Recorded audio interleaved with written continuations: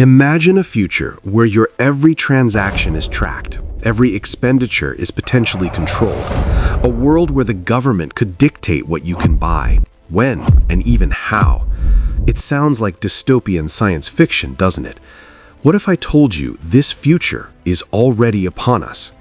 Welcome to the era of Central Bank Digital Currencies, or CBDCs. But there's another vision.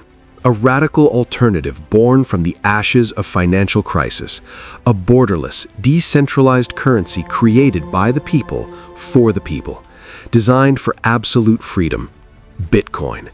This isn't just a technological battle. It's not a simple economic debate. This is a battle for control over your money, your privacy, your individual liberty. A silent war that is already shaping the very future of money itself. Are you ready to understand what's at stake? Because the choice between CBDCs and Bitcoin could be the most important financial decision of your life. Before we dive into the fray, let's take a step back. The current monetary system, based on fiat money, the dollar, the euro, the yen, is facing unprecedented challenges. We've witnessed years of incessant money printing, rampant inflation, soaring national debt, and a palpable loss of trust. Central banks, which print and control this money, are seeking solutions. And in the emerging digital landscape, two visions dominate the debate: CBDCs, their proposed solution, and Bitcoin, the people's solution. Why a change? Well, cash is disappearing. Digitalization is inescapable. This opens the door to new opportunities and, unfortunately, new risks. Central banks promise greater efficiency, financial inclusion, and improved monetary policy management, but these promises hide a darker side. At the same time, trust in traditional institutions is at an all-time low. People are seeking alternatives, and Bitcoin, born precisely from distrust in the banking system after the 2008 crisis, stands as a beacon of hope for those who believe in individual sovereignty. Understanding the current context is crucial to appreciating the magnitude of this revolution, or perhaps this impending centralization. Let's start with CBDCs, Central Bank Digital Currencies. These are not cryptocurrencies in the traditional sense. They are not decentralized. They are digital versions of a country's fiat currency, issued and controlled directly by its central bank. Think of China's digital yuan or projects for the digital euro and digital dollar. The promises, the bright, apparent side, efficiency and speed. Transactions could be faster and cheaper, eliminating intermediaries.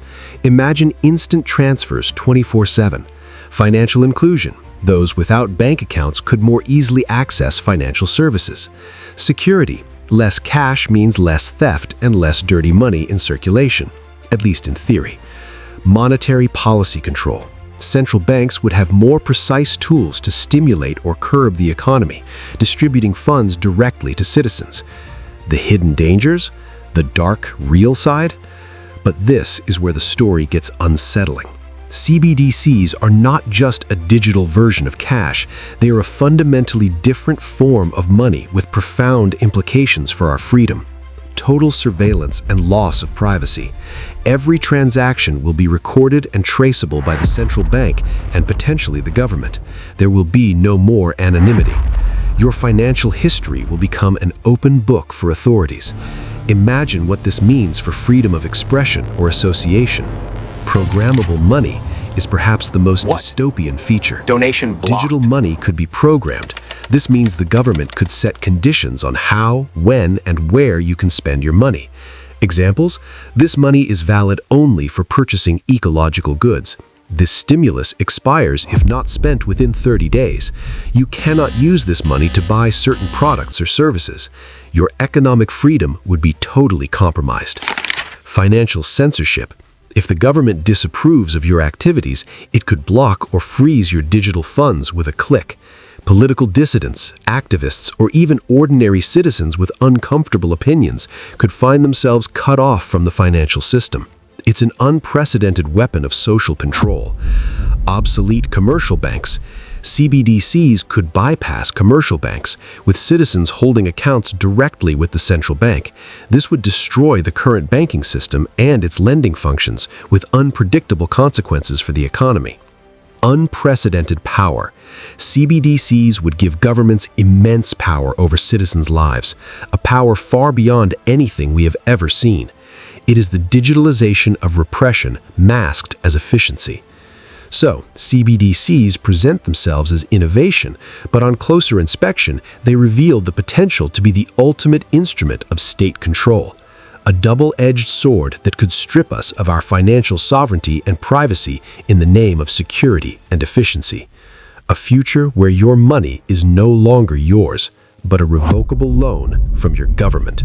On the other side of the ring, we have Bitcoin.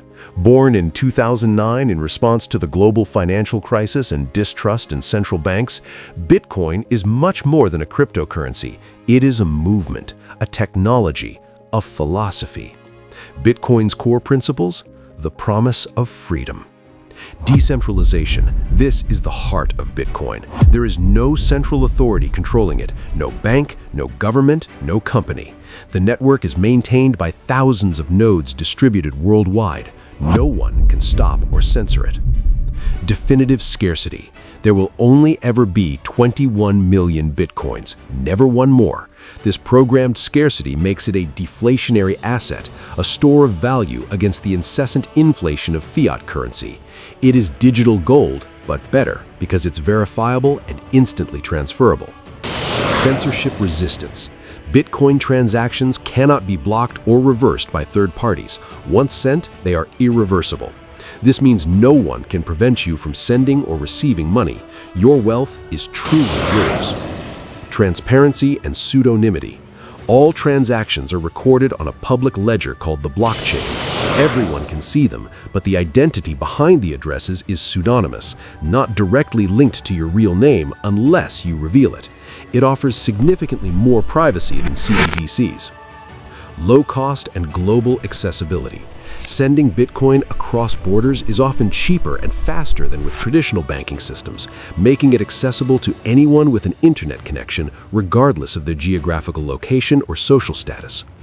Individual sovereignty. With Bitcoin, you are your own bank. You don't need to trust third parties. Your private keys are your wealth, not your keys, not your coins. This principle returns financial power to the individual. The challenges? Areas for improvement? Of course, Bitcoin is not without its challenges. Volatility? Bitcoin's price can be highly volatile, making it less stable for everyday use as currency. However, many view it as a speculative asset and a long-term store of value. Scalability. Bitcoin's main network can handle a limited number of transactions per second, which has led to the development of second-layer solutions like the Lightning Network for faster and cheaper transactions. Learning curve. Using Bitcoin requires a minimum of technical knowledge and personal responsibility in managing one's keys. Despite these challenges, Bitcoin's value proposition is clear: to offer an alternative based on freedom, transparency, and decentralization. In a world that seems to be moving increasingly towards centralized control, it is a currency that embodies the principles of individual liberty in a digital age. At a deeper level, the battle between CBDCs and Bitcoin is an ideological clash. It is centralization versus decentralization. CBDCs represent the continuation and amplification of the paradigm of state control over money. They promise order and efficiency through concentrated power. It is the vision of a future managed from the top down. Bitcoin, on the contrary, is the materialization of the decentralized vision, where power is distributed among individuals. It is the idea that individuals should have control over their own wealth, free of the intervention or surveillance of any authority. This clash is not just technological, but philosophical. It concerns the kind of society we want to live in, one in which our financial freedoms are guaranteed by immutable mathematical protocols, or one where we depend on the benevolence of central entities with the inherent risk of abuse of power. The choice we make, individually and collectively, will have a monumental impact on our future. It's not about which technology is better in an abstract sense, but about which system best serves the interests of human liberty and individual sovereignty. We are at a historic crossroads. The implications of this battle are enormous.